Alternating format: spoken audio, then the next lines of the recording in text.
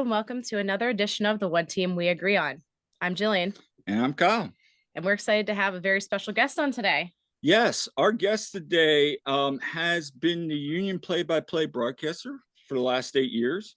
He's also a play-by-play broadcaster for ESPN, the New York Riptides, and he calls the U.S. Open tennis. And he's a graduate of the Indiana University. Ladies and gentlemen, Mr. Dave Leno. Dave, how you doing today? I am wonderful. Thank you, Kyle. Thank you, Jillian, for having me on. I'm very excited. We're all Union through and through. I'm fired up and I can't wait to get this started. So I'm delighted to join you both. We're delighted to have you too. So before we get started, what are we wearing today? All right. Well, I'm wearing my Jose Martinez MLS bootleg shirt. Probably the first of many I think I'm going to purchase. So it is awesome though. Quality work. Highly recommend. And I'm wearing my, this is actually one of the first tops I got from you. This is like 2018. It was like just a warm-up top I got on the team's, at the team store, like one of our very first games we went to. Never wear it. It's a long sleeve and one of my favorite things to wear during the fall. So I thought that was appropriate. Yep. So how about you, Dave? What are you wearing? Gosh, I'm wearing one of these polos here. It's probably from a couple of years ago. I just dug something up and, I don't wear this a lot. I think I wear it to a couple broadcasts, but I had to pull it out for a special podcast appearance with you two. So it only comes out a handful of times. So I kind of wear like the latest polos that come out. So happy to rekindle the magic here. Nice. Looks good. Definitely. And so before we get started, make sure to subscribe and follow us, and please interact. We are on Twitter at theoneteamweagreeon, and we're on Facebook and Instagram at the One Team We Agree On. And you can listen to us on Apple, Google, and Spotify, as well as YouTube. So please like and leave a comment. So Dave, we'll go ahead and get started here. So for those that might not know your background, they just know you as the voice of the Philadelphia Union. Kind of give us a brief history of from college to now, and ultimately how you got started and where you are in broadcasting. Yeah, it's a great question. Well, first off, thank you both so much for having me, and hello to all the Union fans listening or watching this as well. I have a very versatile background, meaning I've called a number of sports. I was always that type of kid growing up that always wanted to be involved in sports. And I think when I got to like middle school to early high school age, I think it shifted from, maybe playing professionally, which I played everything, to wanting to do this as an announcer, to be a part of the sports industry. I remember my senior year of high school hosting the sports morning announcements. And we had a segment where people can watch, the high school students can watch in our big high school in Bucks County, Pennsylvania, Council Rock High School South, the morning announcements during homeroom. And they would watch me do Leno's locker room. And I would be the sports guy. And I would say, oh, the bowling team is going to play Hatboro Horsham at 3:15 and then the basketball team lost last night to Plymouth Whitemarsh.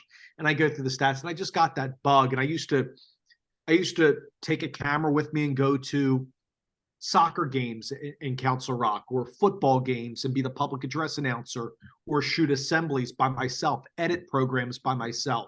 I did Toys for Tots, you name it. So I had that go-getter personality, guys, from a young age, very involved. Then that led me to wanting to look at colleges and I never went away. Growing up, I always went to a day camp in Bucks County for a number of years, and I wanted to go to a big school that had a big athletics program. And I got in very early to Indiana University in Bloomington, Indiana, in the Big Ten. And I went out there with my parents, and I fell in love with it. Had a very reputable journalism program. And right when I got on campus there in Bloomington, I didn't know anybody. Nobody from my high school went there. One kid from Council Rock North did, and we knew each other playing basketball together, but he was a business guy and I was a journalism guy, but I was very involved with student radio, student TV. I was actively calling, I think the first sport I ever called in Indiana was soccer, and the Indiana men's soccer program has won like 8 national titles, very historic. The Yeagleys, who are the Jerry Yeagley, the father, and now his son Todd Yeagley's their men's head coach, both from Pennsylvania. Also the women's soccer team. I did a number of games, student radio also for the athletics department. And as time grew, I traveled my junior and senior year with the volleyball and softball teams at Indiana. We made a Sweet 16 for volleyball. I made an NCAA regional for softball. And that's where I first got my mini break on the Big Ten Network, which started when I was in college. And at 21 years old, my first ever national TV broadcast as a play-by-play announcer on TV was Indiana against Ohio State field hockey.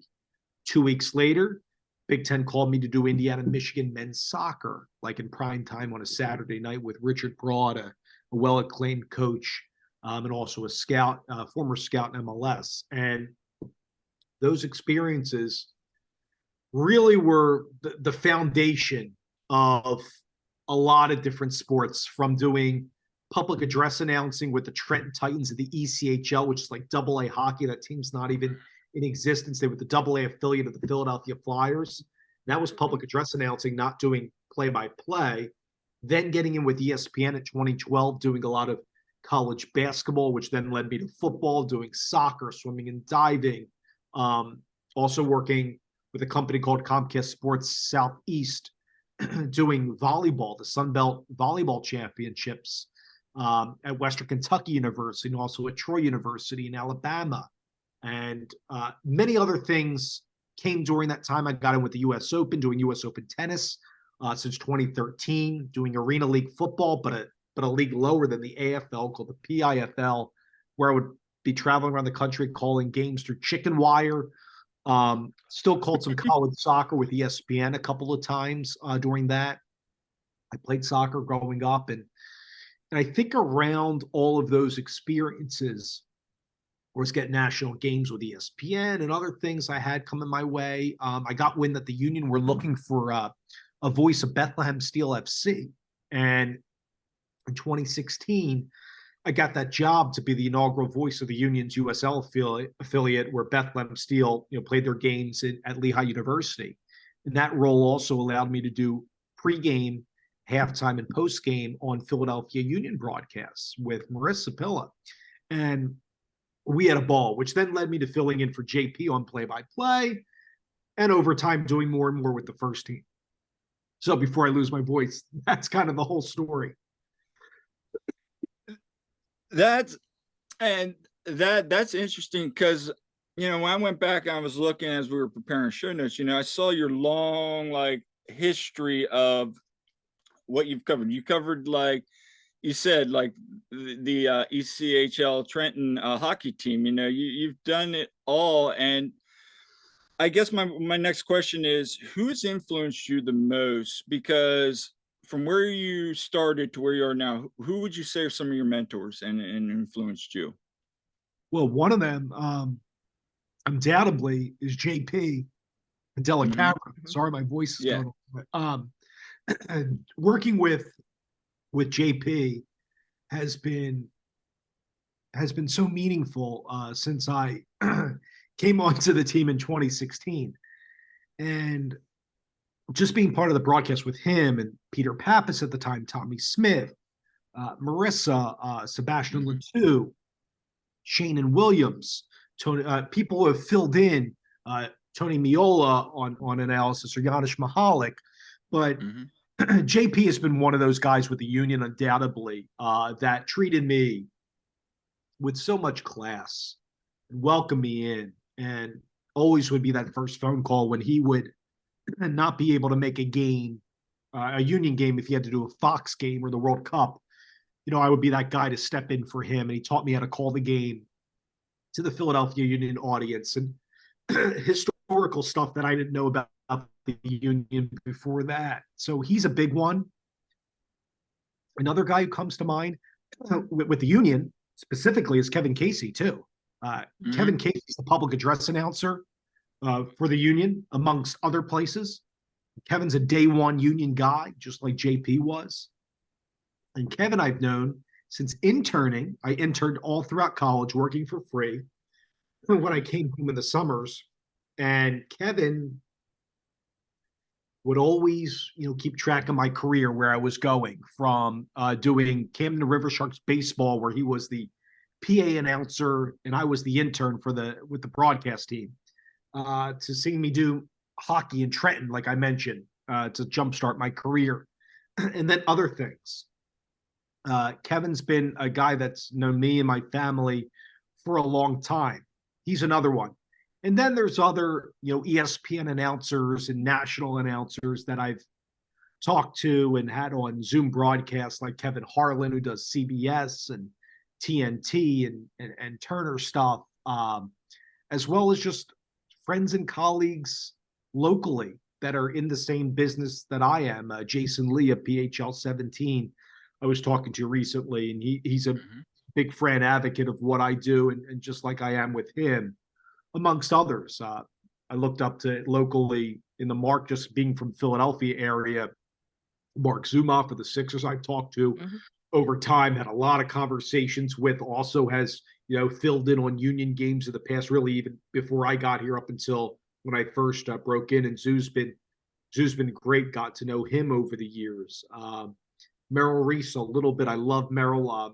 I've worked at his WBCB station, doing stuff through one of the minor league arena league football teams I was telling you about, the Trent Freedom, where I got to interact with Merrill, and I look up to him and Tom McCarthy. I don't know as much with the Phillies, but always admire his broadcast, how professional he calls a game, from baseball to the NFL to even college basketball. And I interned with Tim Saunders.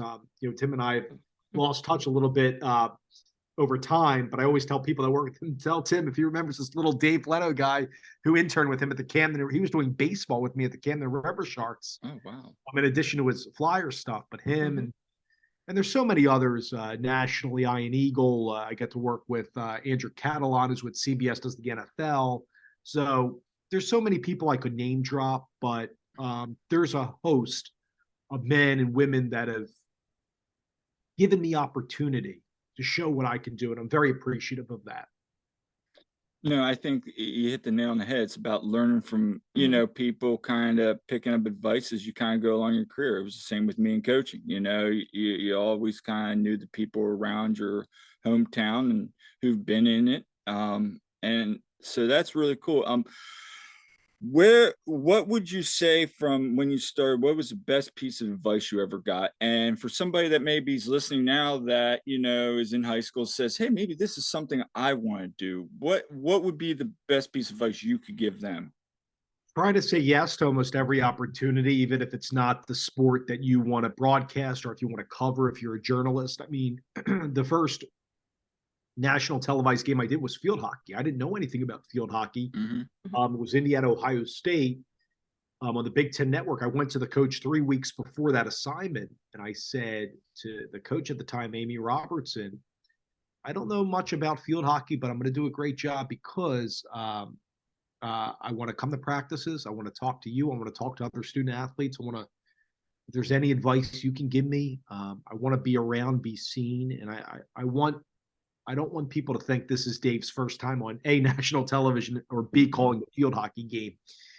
And me getting thrust into that situation, she gave me Olympic field hockey DVDs of how the announcers called in. I just put myself in what I would say was a very uncomfortable situation. And I would say to people, and I hate to use cliches, guys, even whether it's off air or on air, but like I wasn't afraid to fail in the situation because I knew I was so prepared for the game. It got me confident. That's why, like, people ask me, do I get nervous? And I would be lying if I said I didn't. Of course, there's something that's going on in my stomach that I'm excited, but I know how to channel those nerves when the red light goes on when I'm on live TV, whether it be local in Philly, nationally with ESPN or somebody else, or hosting a show to an audience, not even on TV, or being on a podcast forum, because I feel like we're amongst friends and we're talking. And when you're confident in your work, I feel like you just come across genuine, and that's the guy I am. The other piece of advice I say is, treat people with respect. And today I feel like, and I'm a young up and coming broadcaster, and I'll tell you, it's a little bit lost today. I think a lot of people don't know how to look someone in the eye or say hello and hold the door, like those mannerisms that our moms and dads and our grandparents taught us. Mm-hmm. I think I'm probably sounding twice my age now, but it's kind of waning with the younger generation. And then I tell a lot of younger broadcasters, you treat everybody the same, whether it's the attendant in the press room, to the person you're doing the game with, to the producer, director, your statistician, somebody else in the press box, to the janitor downstairs. Mm-hmm. Everybody puts their pants on the same way, and you treat everybody the same. And people will know your true colors, seeing what you do when you're not on air or not doing your job as well. I like to think those traits are just been something that is instilled with me since I've been very little. I'm very fortunate that over time that I've grown in my career, or one thing, whether it's been timing, luck, I got a job because I applied for whatever, it just led me to kind of get to where I am, and obviously still have goals and aspirations as well.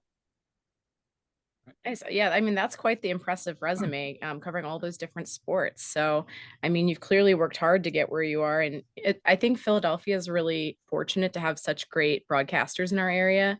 I mean, some of the names you mentioned too, they're just some of the best in the business for sure. And I think that's a huge part of enjoying the broadcast. You know, like when you listen to people like Merrill Reese and like Scott Fransky, I love listening to him on the Phillies Yeah. broadcast because it just conveys so much of, you know, the emotion of the game. And when I listen to you do it as well, you know, Mhm.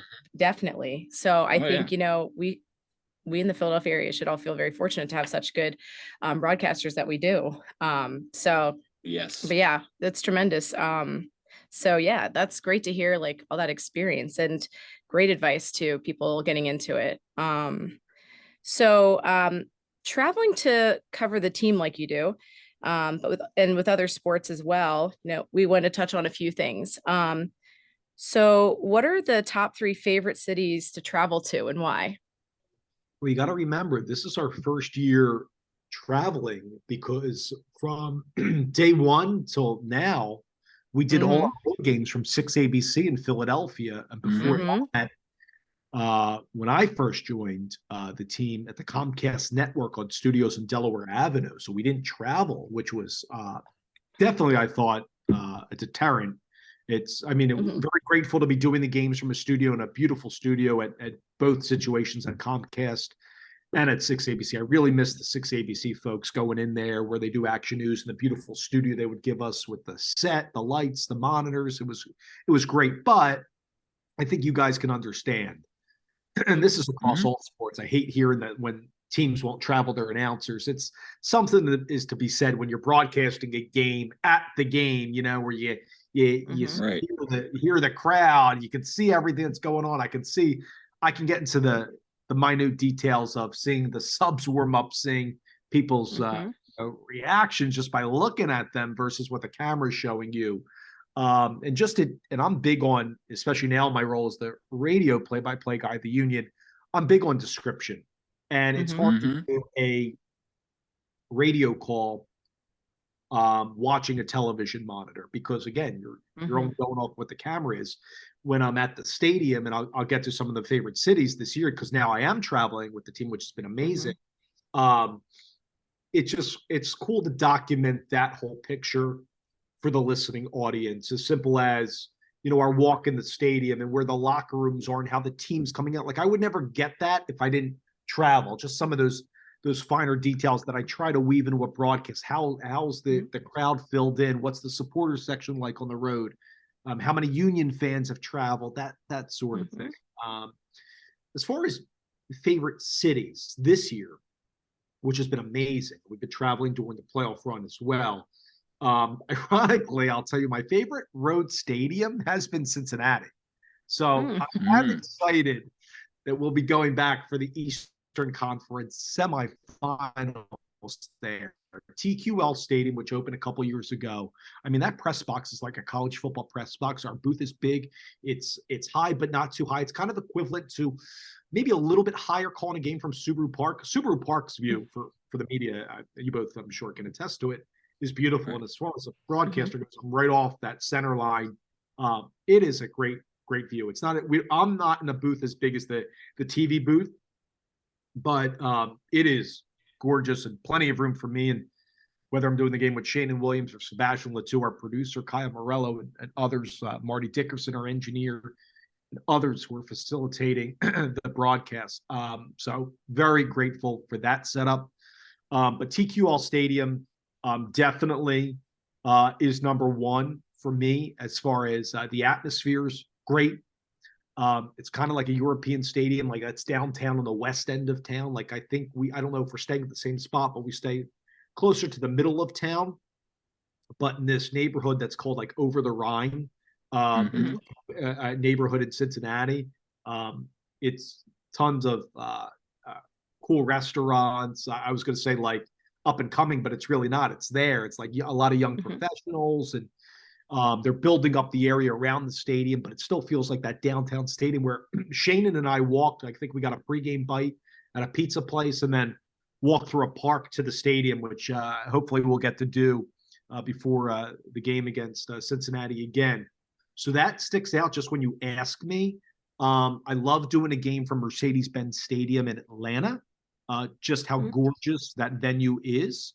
The broadcast booth is very high up, so you kind of feel away from the action a little bit compared to some of the other soccer-specific stadiums. Of course, that's in an NFL venue where Atlanta plays, but gorgeous. I mean, when you're on the turf there down and you're looking up with the whole opening with the circle up top, I mean, I'm like a fat kid in a candy store. It's great being there. So that's another one. And then I like the other trips, Nashville, just going there, how beautiful Nashville. I've been to Nashville doing other broadcasts as well. Nashville Stadium's pretty cool, just outside the downtown area. So I thought it would have been a little bit closer to Broadway, and it is close. It's like a 15-minute drive, which is not far at all, but it's not walking distance. So it wasn't what I thought. Stadium's nice in the middle, like of a neighborhood as well, and great support. And then the last one I'll give you, Columbus. Columbus has, which the Union could be going there for the final there, Orlando, hoping that we win and take care of business against Cincy. Columbus is another great downtown area. I have a cousin who goes to Ohio State, but we stay in the downtown area, and you can walk through the downtown, and where the Columbus Blue Jackets are, like further towards the river, all kind of within walking distance. It's a little walk, but that's one of a lower.com field, 2 tiers. Their supporter section is raucous. Our booth is closer to the end, like towards the end line. So not like the best view for a visiting radio, but I'm all in on the atmospheres. You can put me, like I've called games on top of roofs through chicken wire. So I don't want to come across like I'm complaining about any view, because that's not the case. I mean, I could go through all my young career of different venues where I've had, views that weren't great. And you know what? You be as professional and honest with the audience as possible. And you try to have a great experience. And I'm very fortunate, very grateful to the Union that they do travel their broadcast team beginning this year. So I've had a ton of fun with our whole crew, and getting to know not just the way we travel, but the coaches, the players. So just seeing us interact outside of like going to training or just a game day, I think it's nice to be a little part of the Union family on the road. Yeah, I mean, that's interesting that you brought up Cincy, because I know that's the place we haven't been yet, but we're heading out. We're going to Cincy next week. Yeah, we're going. Yeah, absolutely. And Shane and I have run into several fans. There's one family in particular that we ran into them with a group of 12 to 15 people. They rented a house in Cincy, and we also saw them before one of the recent games as well. I think it was New England. New England's cool. Doing a game in Foxborough is awesome. The booth is great. You're low.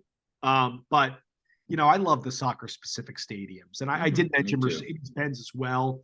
But Mercedes-Benz is beautiful in its own. But there's something to be said about the soccer specific stadium. So I'm excited that you guys are going to Cincy. I'm sure you have a lot of great Yeah. plans, ready to go. Yeah, we're real excited. I mean, road tripping out there, you know, Nice. so we, yeah, I mean, seeing these soccer games has been a great way just to see different parts of the country. I mean, that's got to be a really cool aspect of the job, you know, getting to see some different places. And I know for us, like we went out to the Colorado game too This back year. in May. Yeah. Yeah. So was that was cool. And we'd never been. Oh, it was so I love the stadium. It's very tiny. It's Yeah. MLS 1.0, as I like to say.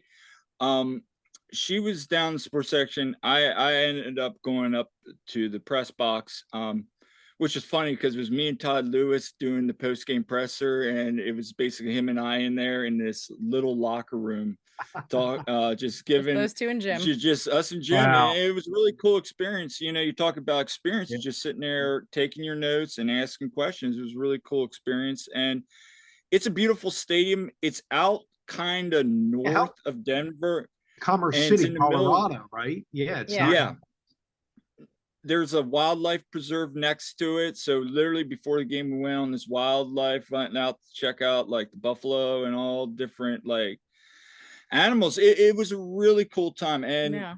the other thing I really liked about it is the view. Before it started getting dark, you could see the mountains and everything. It's just a really nice stadium. We even said we encourage people to go out there. There's not a lot to do around the stadium itself, but it's a cool thing. It's a cool place. Yeah. But yeah, I think the going on a road trip, just the the bonding experience, whether with friends, family, or I'm in a working capacity. Doing the game is obviously, going to a game as a fan or broadcasting the game. Yeah, that's what one of the obviously the paramount reason why you're making the trip. But I think the memories that are made. And I can remember these long road trips that going back to where I didn't make any money. And like you said, like doing games, start my career in Indiana with the Indiana Daily Student, our student newspaper that published 5 days a week. Kids would read it like you wouldn't believe college kids would read a newspaper, but it was just as big as the Philadelphia Inquirer. And I'm not exaggerating. And kids would read it so much like before every class, because that was like the thing to do. And I used to write for the sports section, my like freshman and sophomore years. And, I would take road trips from Bloomington, Indiana to 13 hours to Minneapolis, to Minnesota to cover like Indiana versus the Minnesota Golden Gophers in football, or the Vikings used to play at the Metrodome, or take the drive out to Penn State from Bloomington, or to Champaign, Illinois, or, other places outside the Big Ten, or even into Kentucky to do games at Rupp Arena. So I'm happy you guys went to Commerce City, and I'm glad you're going to Cincinnati, and hopefully many more road trips to come. That's very exciting. And congrats on doing all that stuff. That's great. Thank you. And it's been a passion. Like I think this year we're probably, depending, hopefully a win. Hopefully a win next Saturday. We'll see. I mean, let's say we just don't turn around, go back out to Columbus, or we fly down to Orlando. I mean, we're gonna follow this team we did last we went year. to the MLS Cup in LA, Last so year, we were there. so That was yeah. an experience. So yeah, It's been about the fun. memories. It's about the memories, and it's about the experiences, and it's something that we're very blessed at the Union. And this time that we get to share through the Union. Well, I mean, it's the and one the team we agree friends on. So and friends. Yeah, it's one team we agree on. the team he likes. So That's right. That's the most important thing. And you also know that, should we go, not to get too far ahead of ourselves, but should we get through the next two games, MLS Cup would be through Chester. Yep. Would be at home. And could you imagine hoping. I know like everybody was going crazy with the Messi game, the semifinal Leagues Cup. Unfortunately, we fell in that one. But the atmosphere, I know there were a ton of Messi fans out there. The atmosphere was arguably the best it's ever been for a Union home game, right? Just the buzz around it, a lot of the casual 4-for-4 Philly sports fans that were talking about the Union, and I felt like, and I'm always looking for, I'm always a champion wearing my Union gear out in, Philly or the suburbs, or even the tri-state area, just always talking the Union. Someone sees a jacket or a shirt I'm wearing to grow the product, to grow the brand. And I just think like it having the championship, the final here, I hope would have that messy like buzz in the area, would capture all those fans that know about us, that maybe follow from afar, that maybe aren't in like you guys when you went to, your first game. You told me what 2019 Atlanta game. Like Mhm. I think we would capture so many people. So I'm I do hoping too. this group we played. We played a ton of games this year. I think this upcoming will be game 51 across all Correct. competitions. I mean, that's crazy. So these guys, they got a lot of miles on their legs. We played all these different competitions, including, people forget, I know the Open Cup game, that wild game at Mhm. Minnesota, Leagues Cup, Champions League, or now called Champions Cup, and obviously the regular season and all these breaks in between. What are they going to have? Like, they're going to have a couple weeks and then they go right to, preseason in January down in Clearwater again. So Mhm. I'm hoping it continues. I want to see this group Yep. stay together and kind of avenge what happened last year. And I do feel, last thing, and then I'll let you continue. I do feel like these guys still, they're not getting their due this year. I think everybody's talking about the Cincinnati's who won their first trophy, and hats off to them. An amazing year by Pat Noonan, Chris Albright, and their entire staff and team. Mm-hmm. Orlando's coming up really big right now, playing in a very attractive brand of soccer. Columbus as well, thumped Atlanta in game 3. They're a fun team to watch. World for Nancy has them clicking, but I feel like, and there's so many teams on the West, but I feel like there's a lot of the pundits may say, "Oh, the Union have been so up and down," and we have. Our coaching staff will tell you Yeah. that. Our players will tell you that, and you both know we have been up and down. Mm-hmm. It isn't, Mhm. but I think the experience of us playing, the final last year, losing in penalties, being up a couple times in that final, and then Champions League getting to the semifinal, Leagues Cup getting to the semifinals. I think, and we can win on the road. Mhm. We So can. and I feel like we can get it done. And I think that these guys still, my sense is like, all the pundits can pick the other teams. So we come in as the 4 seed. I don't think the seeding matters. I really don't. So obviously I'm biased. I'm wearing the Union badge. I'm not just saying company line here. I'll tell you like it is. And I do get the feeling that we are kind of forgotten this year amongst many. And I think I think that resonates with the guys, and I think they're gonna give their best shot, and I don't think people should be surprised if we do go out there and beat Cincinnati. I mean, I think you hit the nail on the head this year. We had the expectations coming in this year that were so high, and then all those games, the fact that this is the longest season in MLS history, right? Yeah. So all these games, and when you sit down and you literally look at it, because I track all the results and all that, the Union were fine. I mean, did they have 7 wins like they did on the road last year? No, but they had 5. That's still top 3 in franchise history, I believe. It's right there, and so you hit. So for the people that are saying, well, can they do it? I don't know, this and this. They can still do it. They have the talent. It's everybody's tired right now, and it's been such a long season. And now you got kind of the layover with the international break. So this is going to kind of segue into my next question here is, first, what is your overall thought of this whole playoff format? And then second, with this year in general, what is your thought on the Apple deal? How has it impacted the league, good or bad? And what do you think the evolution of it moving forward is? Well, I'll say this: the first thing is with the playoff question. I do not like the format at all. I know I'm not the first to say that. Nope. I, No, you're not. I don't like that we have 17 days to go from the end of beating New England in Game 2 to this conference semifinal at Cincinnati. Having said all that, it's not the league's fault entirely, because there are international windows built in to the schedule, to the FIFA window. So that's just a fact. Could things have been better planned? Could things have been a shorter season? Then you're bringing in Leagues Cup, which was new. There were a lot of factors. I don't think this will be repeated for next year. I think the league office has heard everybody.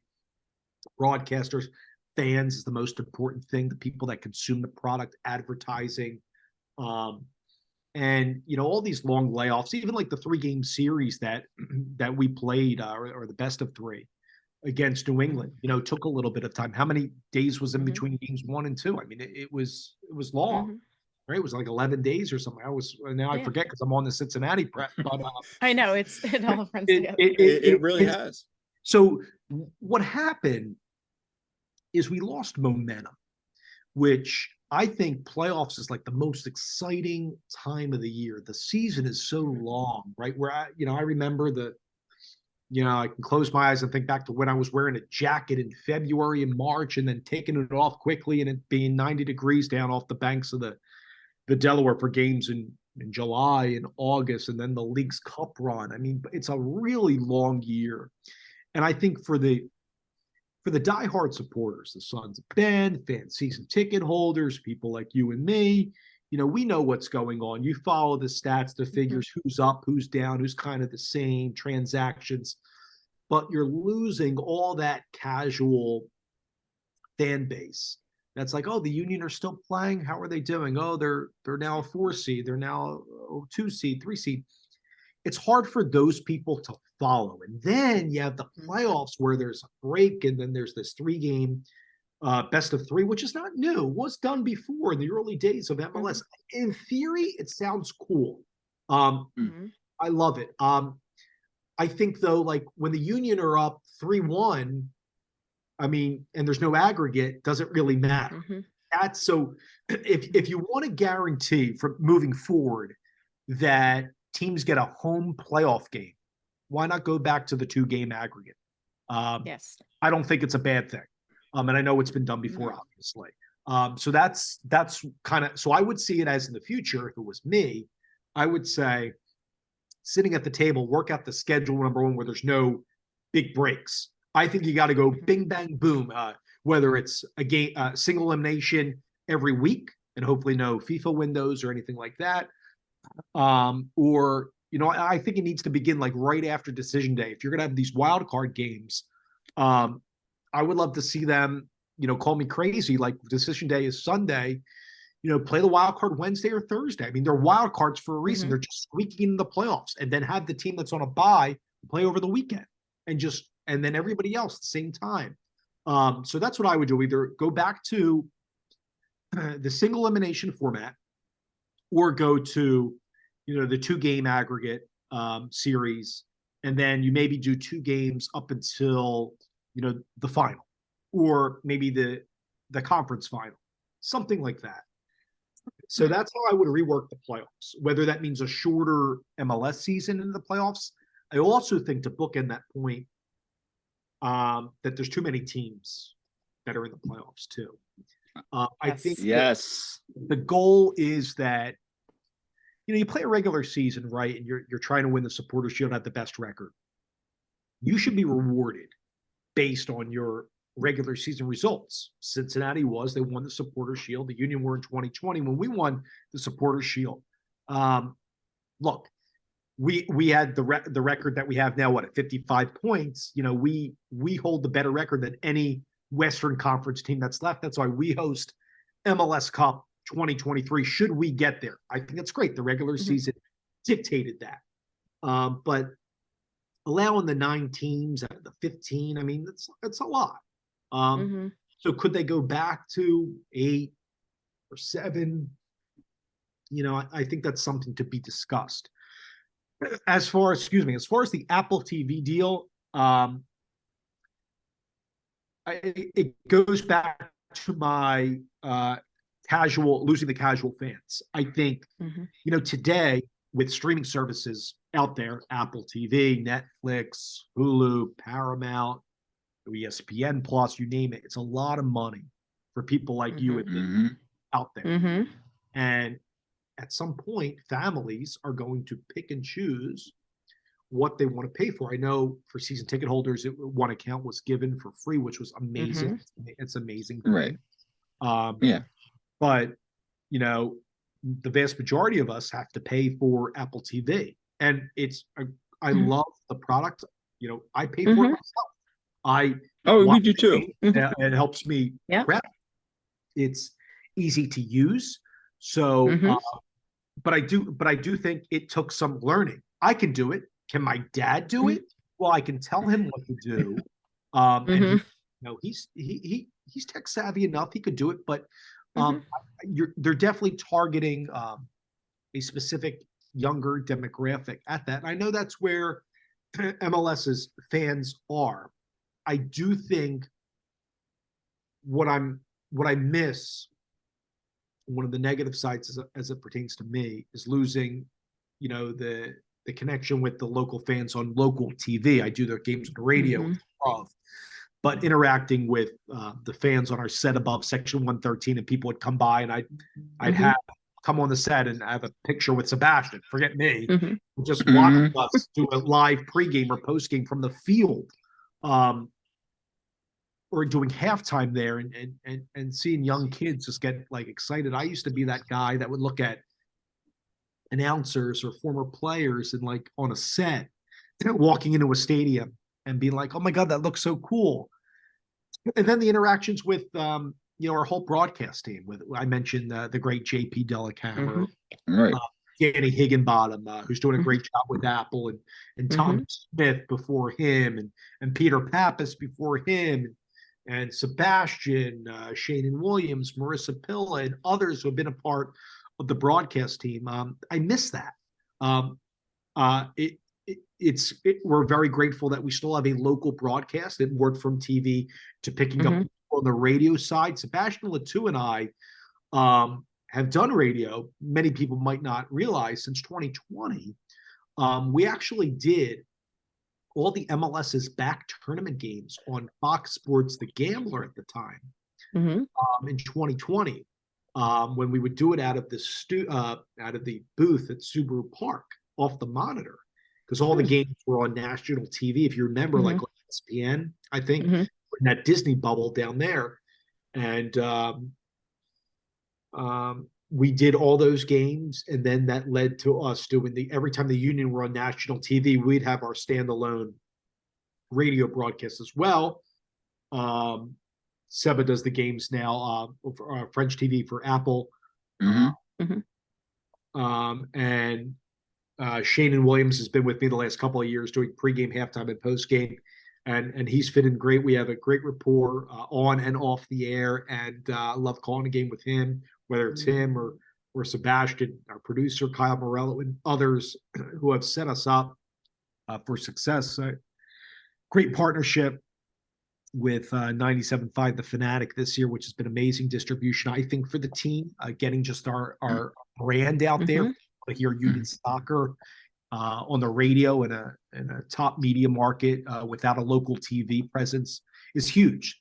So the Apple TV gets you that worldwide distribution.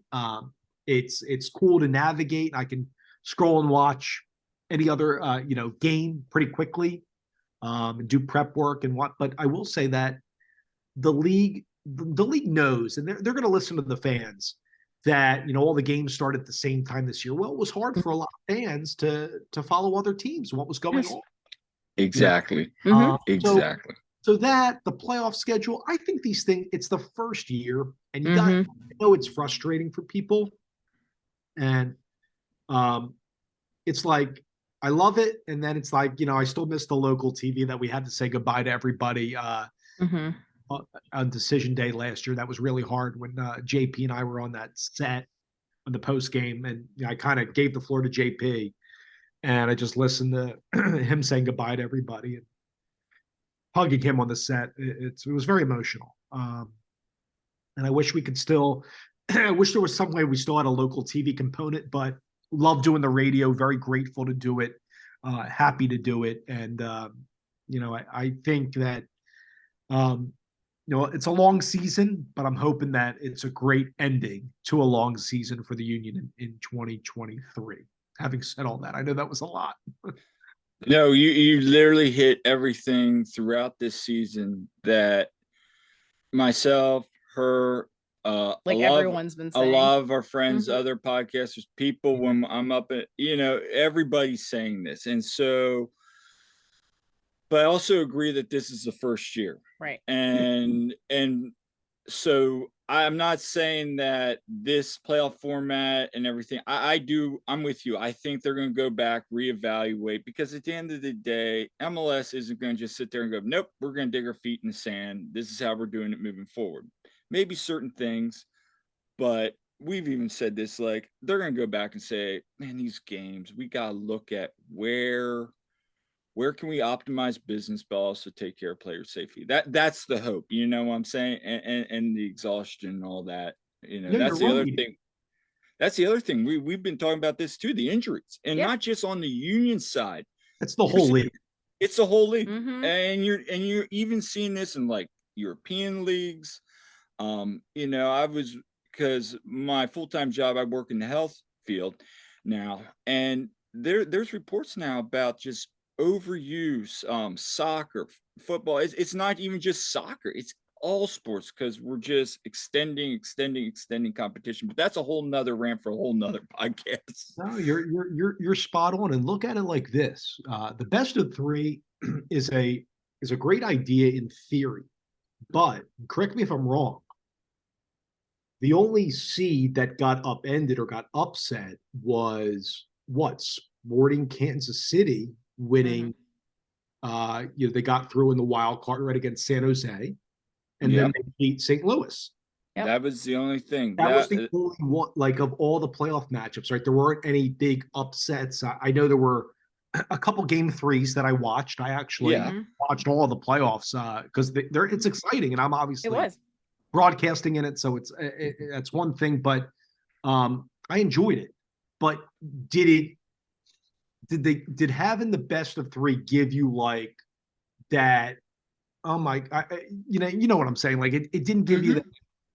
Oh, here comes an upset brewing, or this, like, there were some thrilling games. I watched, the Seattle one, the Houston RSL. There were a couple sweeps as well, including us over New England. But, I'm sitting there watching, obviously, the Columbus Atlanta game, and Columbus was fantastic. Yeah. I mean, a poor mistake by center back Miles Robinson led to the first goal for Columbus by Darlington Nagbe rather quickly. And then, then Amundsen as a strike, then Alexander Matan. It was like one after the other. And then Atlanta would score like right away, like literally like a minute later, which was pretty funny twice. But they didn't pack the punch. I feel like the league thought they would. And that's, if I'm forecasting, I don't think they do the best of three next year. But maybe they will. They're going to hear from their stakeholders, and that's not just us. That's the owners, that's the people with the money, and the advertisers, and with Apple, and if it's about getting games on, and having the lower seeds who make the playoffs get a home game, maybe you go to the aggregate, have total goals, make everybody happy to get their gate receipts, and because you're finding out now that the top seeds will move on. I think you both may know better than me, but I don't think we've seen a seed lower than 4 or 5 win MLS Cup in quite some time. No, I think I saw a report, and again, somebody will correct me if we're wrong. Exactly. I believe Portland was one of the lowest to get that New York Portland series. 2021, that was like one of the lowest seeds to actually like matchups in terms of MLS Cup. You're right. This year, last year, a lot of these times, I mean, this game, you look at the playoff brackets and they're pretty much identical. There wasn't this upheaval other than Sporting KC. Now, my whole thought is where does this layover lay to? Because we look at 2020 when we had that layover with the Union coming off the Supporter Shield. We look at 2021, New England, NYCFC. That layoff for New England, I think they had something like almost a week, 2.5 weeks, because they played, if you remember right, the Union played, I believe, 2 games before they even played their first playoff game, because they beat Nashville, and then I think, we were waiting to see if we were going to Boston or if we were staying in Chester. So long story short, this long breaks now, the second, third rounds, they could get a little interesting. And don't forget, and people may not realize with the Union in this game going into Cincinnati, is you have several guys that are on international duty. They're really only going to have like a day or two to train with the full team before they go out to the Queen City at Cincinnati. And that's tough, given the long break, like you're saying. And that's why, like, that first, like, people get so frustrated, including myself sometimes, calling the games. But at first 10, 15, 20 minutes, you're not seeing too much from either side. I think, like we'll see in the Cincinnati game, there will be a feeling out process. Like, yeah, a bad mistake may cause an early goal in the 3rd or 5th minute, which hopefully for the Union, that we're the ones scoring. But I think going into this, like, I wouldn't be surprised that it does take a full 20, 25, 30 minutes to kind of say, okay, now we're going to go into attack mode. We're not just going to sit here. We're not going to be conservative in our buildups, right? Or take some more risks with our outside backs moving forward to get just like tactically. Are we going to be, a little more, sitting back in a block a little bit to start the game versus just sending everybody up on like a counter? That's what I'm curious with how the teams are going to approach it. I mentioned this earlier in the pod. Union 17-day break, Cincinnati 21. I think the other teams, it's all around 15 to 20 some, right? Yeah. Yeah, a few 18, 19, you're right. And so everybody's in the same boat. It's not like someone has a competitive advantage over the other. The only advantage, I would say, for the higher seeds, as we all know, is they're at home. Right. So, the Union know how to win on the road.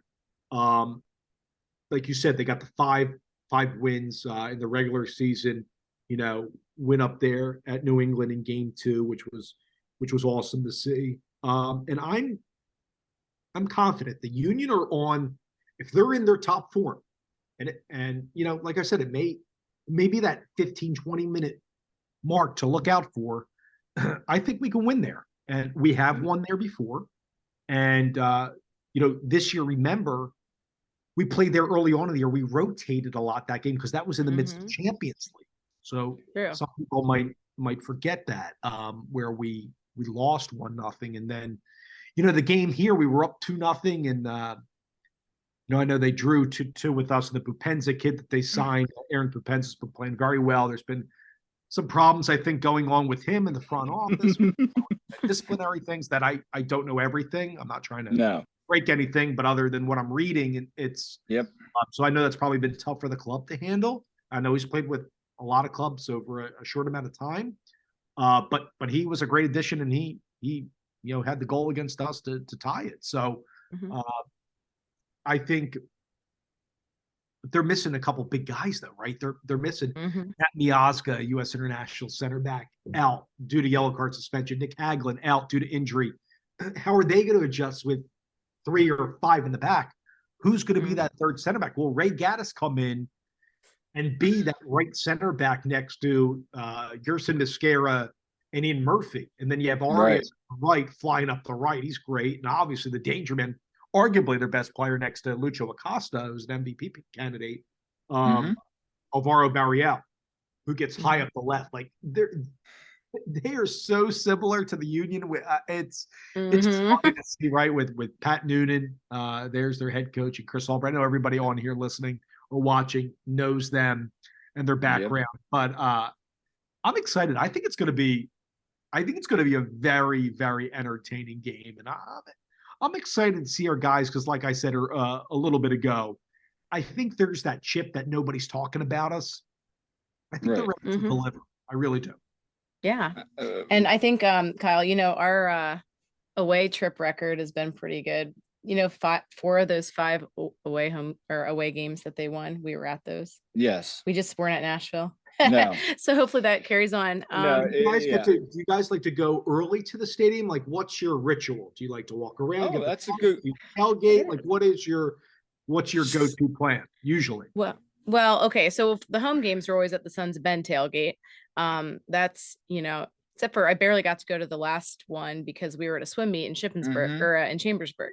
But yeah, for this one, I don't know, we're still kind of planning that one out. We're still planning that out. Usually, generally, when we go to like on the road. So, for Yeah. instance, like Colorado, we kind of just walked around, took video pictures, kind of took in the experience, got to see what the vendors are. Is there any unique like We look at like the food the food options options? and It's Yeah. just just the experience. interesting Yeah. experiences. And then if if I'm not in the press box, then we're usually like checking out a little bit more of the tailgate atmosphere, et cetera, et cetera. And if not, she's usually You abandoned me to go to the press box and I just walk we around always and joke about that. socialize. And she'll go around socialize with other Yeah. supporters that we've gotten to meet throughout the years and kind of enjoy that. Yeah, And that's the crazy thing. Like the fact that Love that. he can go up in the press box and I can go, we sit, I'm in 136 at the river end, but like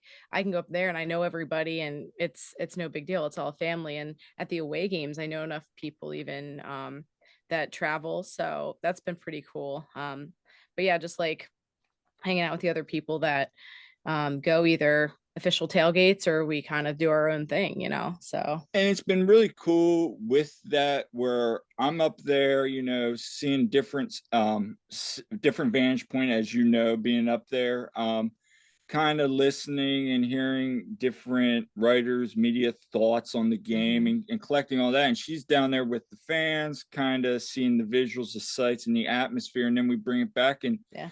what'd you see? What did I see? I'm And texting him like, is that a PK? yeah, Is that a and PK? so What is that? it's the two different kind of vantage points. And then we have friends of ours that are at home on TV, like texting us like, hey, they just showed the VAR. This is what we think. This is what I think. So it's this really cool dynamic. And then at the end of the week or the end of the games, we kind of come back here, kind of bring that together. So it's been really cool experience for us in that aspect of our ritual, but generally, like if we're both in River End, our rituals, the Sons of Ben tailgate, walk around the stadium, talk to friends.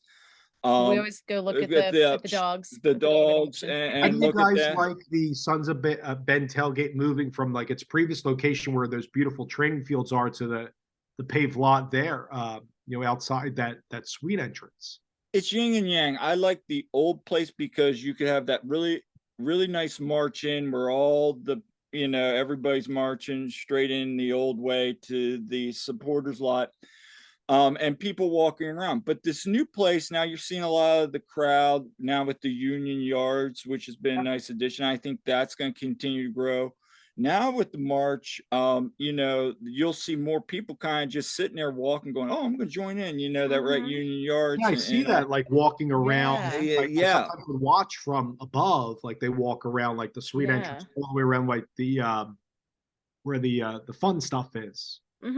Yeah. Overall, I really like the new location. Awesome.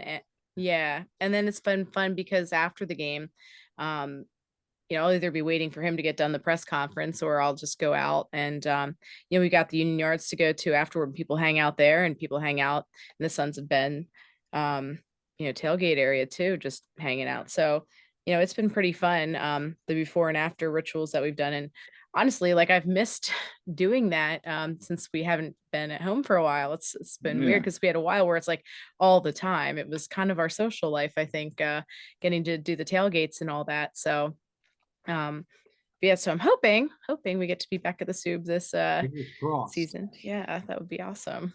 2 more questions here. I want to get your impression. You kind of talked a little bit about the New England game, but the improvement, especially of the homegrowns, like Nate Harriel this year, how impressive you've been with his improvement, as Jim has called him, Ariel Harriel now. And if not just him, who else have you seen? And maybe not just the homegrowns. Obviously, you can name Chris Donovan too.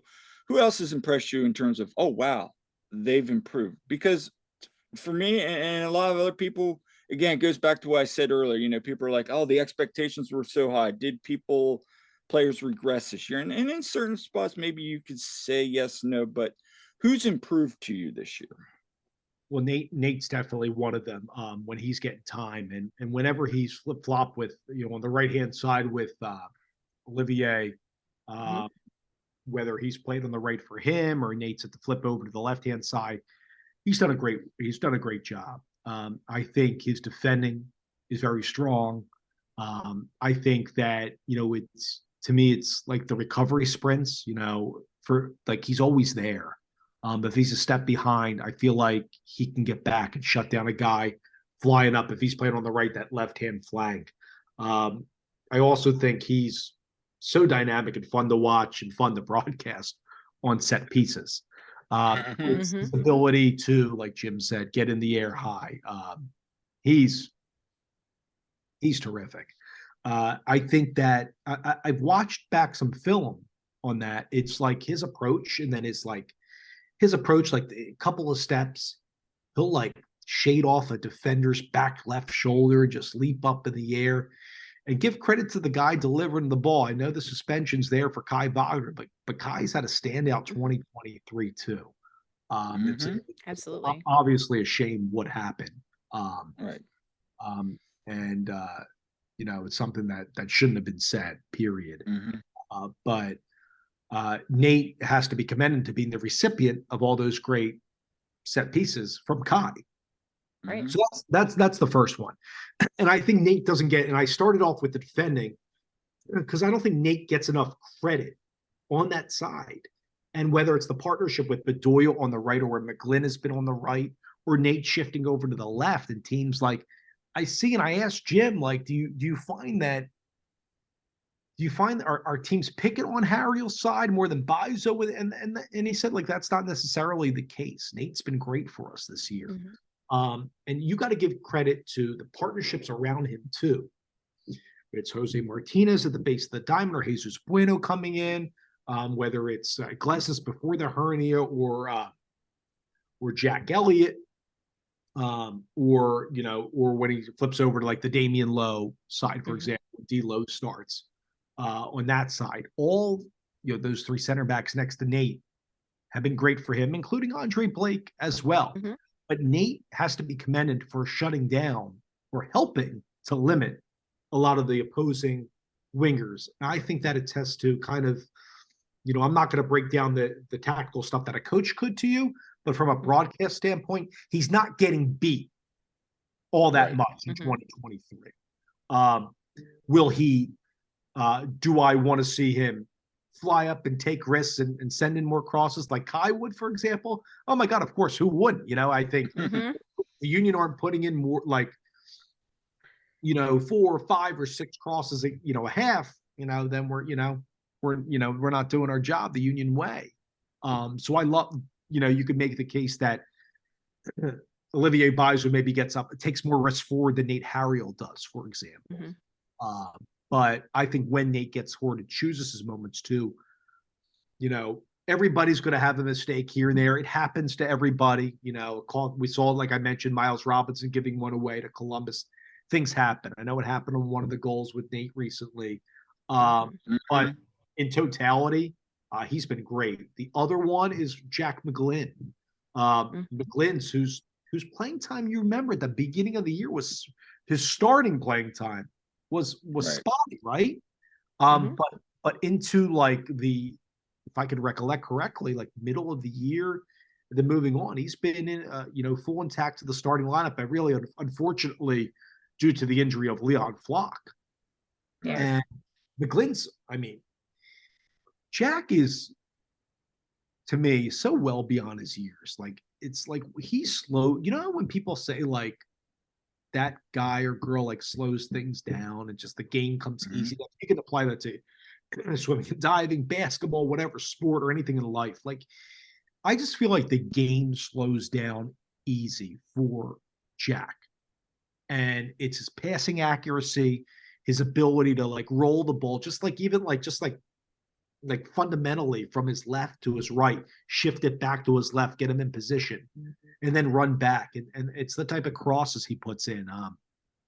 Even some of the fires that I saw him put out against New England, I thought were great. Like, Mm-hmm. I think he was the only one shutting down Noel Buck in one of the games, but Buck didn't have like the best game. I thought that he's like a highly talented young guy, coming up. And I think McGlynn and others were responsible for shutting down him and others who could have been big up the right hand side. I know Farrell came up big. He asked me a little bit about New England.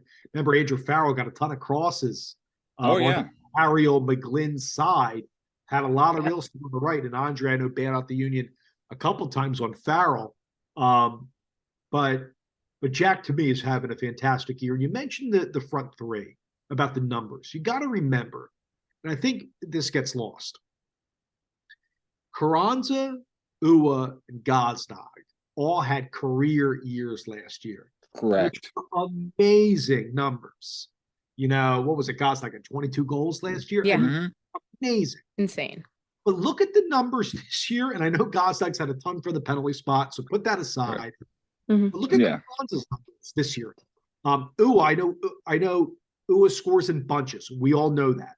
But the numbers, they're not equal to last year, but like Carranza's, for example, are not far off from he's got 13 or 14 again. Ua, the same thing over the 10 goal thresh mark. The same thing with Gazdag. Have they come from open play, and have we seen the creativity and the type of goals that we scored last year that made our jaws drop? No, we haven't. And that's a fair comment. I know there's been a ton of draws this year, which were so head scratching, right? Where we had, what was it, six or seven straight draws. Yeah, that was tough, right? We could have been a higher seed probably if a couple of those turned into wins. But now that Carranza is healthy, he's back in training, which has been posted on Union social media accounts, and that Hammy's doing well. I think that's huge. It sucks that former MLS Defender of the Year Glesnes is still, coming off the hernia surgery, and he's doing his best to get ready. Hopefully, that he can come back. Like, Jim won't rule out like MLS Cup if we get there. I see him at training. He's off to the side and doing his thing, and Leon Flock back with the team as well. The injury that happened to him, I think people forget. I think, the last one for me, just to bookend this one is Quinn Sullivan. When Quinn's got the minutes, Quinn's out there ready to rumble, which I love. He's got a Philly kid through and through. He's got that spirit. And you can tell when he gets into the game, he's hungry to make an impact. And I remember when he scored, I think it was against Charlotte and Dallas this year. I think it was a stretch of 2 goals in 4 games, or 2 in 5. You just, you would love to see him get on the field more. The issue is, and it happened when Paxton Aronson was on this Union team, it's like Gazdag was in front of him. That you can make the case for Brendan Aronson when.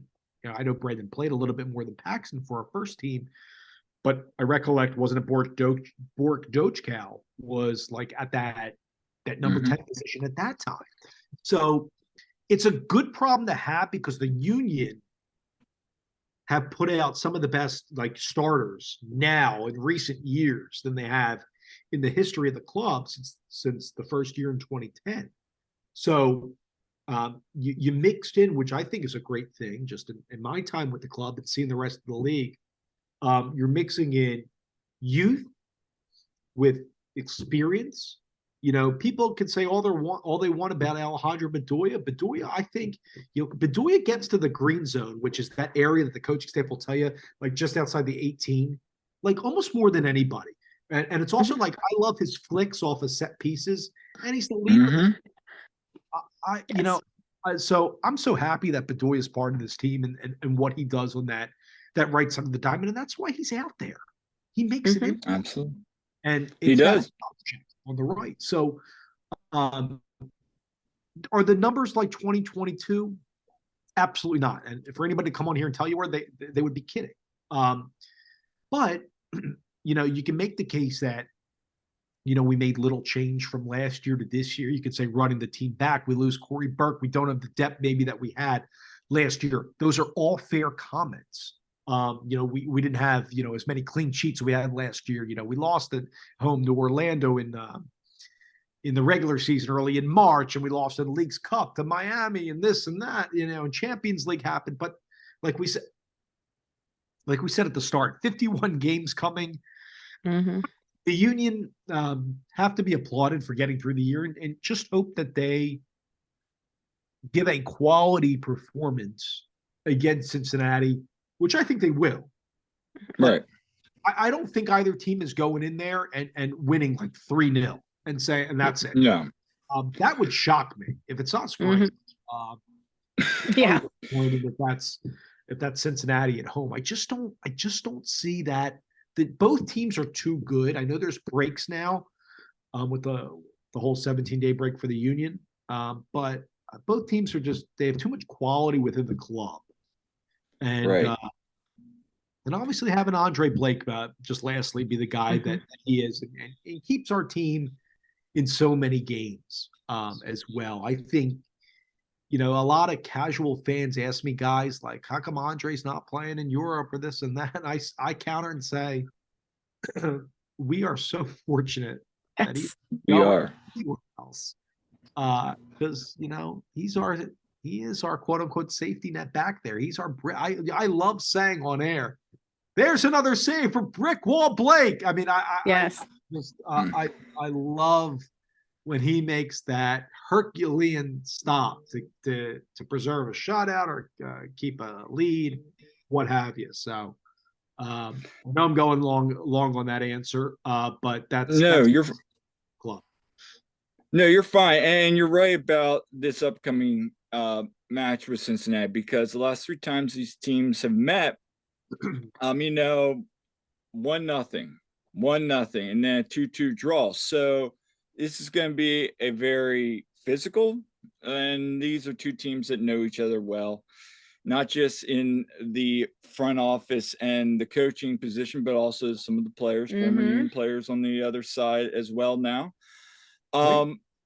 So, and another funny thing to your point, we talk about the goals from last year, historic numbers.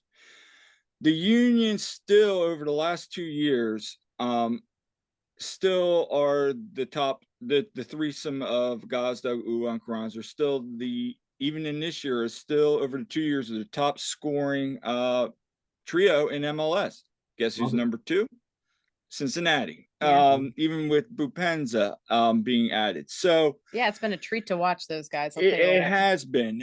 So we're seeing some clashes of, like you said, styles. Both Pat and Jim know each other well, what they want to do. But from your aspect up there and looking ahead to this game, what is the key to the game to get the Union back to the Eastern Conference Finals, in your opinion? Well, I think it's to take advantage of whatever that change is going to be. And I mentioned that early on, of the center backs, without Miazga out due to suspension, Nick Haglin out due to injury. They're going to have to make a change. And I don't expect Pat and his staff to deviate from 3 or call it 5 in the back. So 3 center backs are going to be there. And my guess is probably Ray Gaddis will come in as one of those spots, because I don't see them putting Sammy Arias, who plays the right wing back spot. I mean, Ray can play that. And he's played that against the Union, I think, coming in as a sub in one of the games. One of these started, I think one he subbed on. So I think it's number 1, it's trying to exploit that matchup. Who is that change going to be? Number 2 is when Harriel gets high up on the left, which he will, and Arias gets high on the right. How can we quickly dispossess Cincinnati out of the middle, catch those guys high, and get behind them to create overloads on the outside. And I'm not trying to simplify it, but give you kind of a tactical breakdown here, but to see where we can hit them on a counter, where we can have these like little 2v1s on the flanks to get some crosses in. And you know, like I said earlier, get a minimum of 4 crosses and a half. That's wonderful. Like we didn't get a ton of crosses. I remember, I believe it was in game 1 against New England. I thought or on decision day, I'm actually thinking about when we were up there. I was like, where were the crosses in half number 1? I know we lost on decision day due to the brace, Gustavo Bo, and obviously erased with the win in the playoffs over New England. But that for me is key. Another one is the health of Obino Waboto is probably one of the best midfielders in the league. I know he was subbed out in the Red Bull game. I know he's kind of been mired with a little bit, I think it's like a leg or a foot injury. He's great. Connects passes, puts out fires, will stop impending attacks or transition moments, will start them for Cincinnati. It's kind of like your do it all kind of guy in the midfield. If he doesn't play, that's huge. That's a huge miss for Cincinnati. And I don't know if really is. Pinto starts for them or one of their younger kids, Yuya Kubo, could come in and play that spot. If Waboto can't go, that's a huge advantage for the Union. If they're missing Waboto, Hagelin, and Diazga, my goodness. So that's another one. And then I will say, you know, in the attack, Jose Martinez has to be a stalwart on Lucho Acosta. They're right there. You know, I know Jose's good. I know he has 1 yellow card in the playoffs. I know he'll be up for the challenge. You know what Jose can do.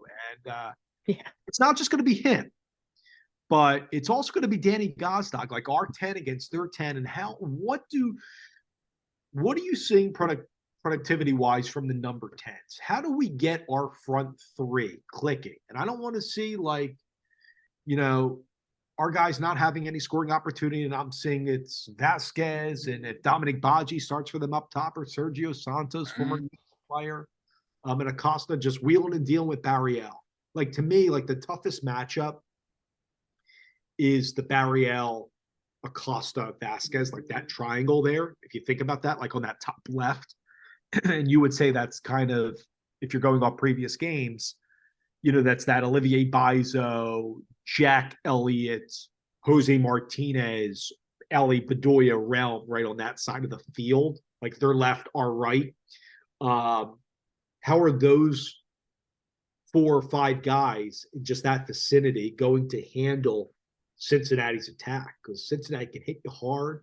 I know Acosta's a dynamic playmaker. He's having a heck of a year. But I think like though our Union guys, they'll know the game plan very well. Obviously, you can watch a ton of film on the recent games of Cincy and the games that we played them this year, even going back to Leon Flock heroics last year in the playoffs, right? The conference semifinals, 59th minute goal. People forget. It's kind of a weird goal that he scores. Like it was. He scored. I couldn't believe it when I called it. The radio. I was like, oh my God, it's Leon Flock. I'm sitting up in the river end, and I'm just in shock. I'm like, did Leon Flock just score a goal? And it was kind of like a volley, like a little flick. Yeah, it was like a little flick off his foot, and like it was right on our side too. So we didn't see him flick, and I'm like, is that going in? Oh my gosh, it's going. Oh my gosh, it just went in. And we're everybody. It was like a pause reaction, river end, like, and everybody, I don't recollect every moment of that game, and obviously it's a 1-0 game, but Cincinnati's a much better team than they were then, but they hung in that game. Obviously, it's easy to say that was 1-0, but if you go back, and I encourage people listening or watching this, go back and watch the highlights of the 2022 Eastern Conference semifinals. Union against Cincinnati was close, and you know the matchups here. You know, being there's what do they have? 1 loss at home this year. You know, I don't know what it was in the regular season. I think it was 1. It's a tough place too. TQL Stadium's going to be rocking. It's a tough place to win. Yeah. So, you know, people say, hey, it's like 51-49 Cincy, you know, because they're at home. I mean, I guess I see that, or because of the 1 seed, maybe it's a little bit more from the national pundit's perspective. I'm feeling confident because of like just a couple of the guys that might be missing for them. Um, Obviously, we won't have Kai, so Nate's going to hold down that left back spot and likely see what Jim wants to do. Olivier Guys are likely on the right, but we'll see how we'll counter them. But I think if you just limit the playmaking ability of Acosta, and don't sleep on Dominic Badji, by the way, who's been playing very well for that too. Yeah. So it's like the Union; they don't have too many weaknesses across the field. In my opinion, which has made them very successful. I do think it's the type of game, being the playoffs, if we punch them in the mouth, we get that. If we score first, I'm not going to say if we score, we win the game. And I know it's probably easy to say, oh, we score first, we have the momentum. Yes, that's true. But I just would love to see us set the tone. And even if we don't score first, if we come up with promising attacking sequences and challenge a goalkeeper who actually went to the same college I did. Roman Celentano's been playing very well this year. And the reason why they picked him so high, I think, what was he, like a second overall? I don't have my boards in front of me. Yeah. Out of IU a couple of years ago. I mean, he's been great. But I think the Union have to challenge him, even if it's some shots from the outside, more than we challenged Jacob Jackson, who started decision for New England in game one, and then they went to Earl Edwards Jr. because after a couple shaky mistakes by Jackson that led to penalties, and Edwards coming in game two.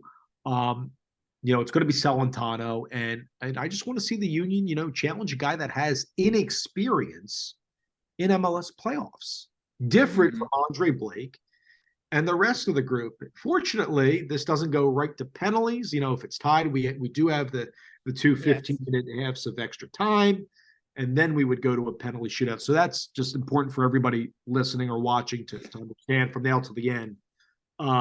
So I'm hoping that it's a great Union performance.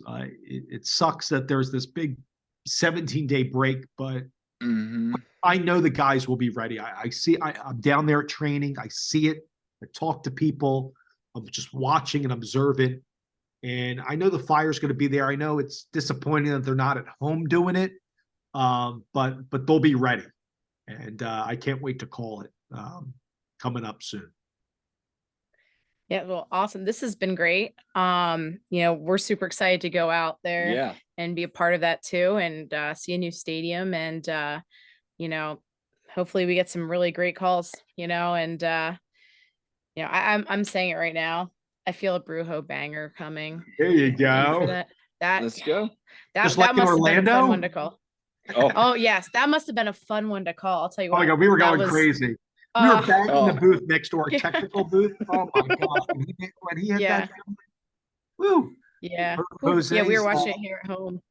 And how much? I mean, how accurate is he getting? He's been very close. Even recent performances of scoring again.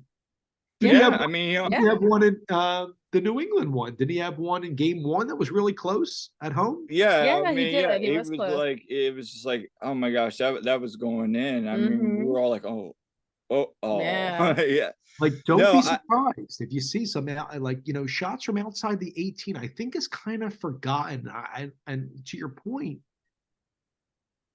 whether it's Jose or somebody else, if you have a shot from 20, 25 yards, take a rip. Let the ball skid again across the grass. Let the goalkeeper make a decision. Why not? Absolutely. Yeah. But what do you guys think? What's your predictions on the game? I know we're all hoping for a Union win, but how you truly? We are. I don't make predictions. But my whole thing is pretty much everything you said. Like, if we can shut down Acosta, make sure that he, that's where Jose is going to be key. And if we just keep the pressure on in the attack, when we have the opportunities, like Jim always says, create chances, but also get those chances. And if we are to get a goal early, keep the gas on the pedal. Don't let them come back like they did against us at home. Yes, because we can't do that. And I think forget that. They will not forget. No, they won't. No, I don't think Mhm. they will either. So if we can do that, and as also Jim always says, be brave and take some smart chances. And that's to you, Damien. I love you, but don't be reckless at times. And Oh, like, yeah. but at the same time, I don't think he's just going reckless abandonment. Just sometimes don't get caught too far up out of position where Mhm. now you're gonna leave Jack on an island or Biza or somebody. But I think if we do that, play sound defensively, limit Acosta's chances, and keep the pedal on, anything's possible. Yeah, I Yeah, I just could We've don't seen want it to. before. I don't want to see a penalty given at all like this. I don't think it would. I hope it doesn't happen for either team. I hope these goals come from open play, and there's nothing crazy that happens. And I Right. hope. Sorry, Jillian. Go ahead. Sorry.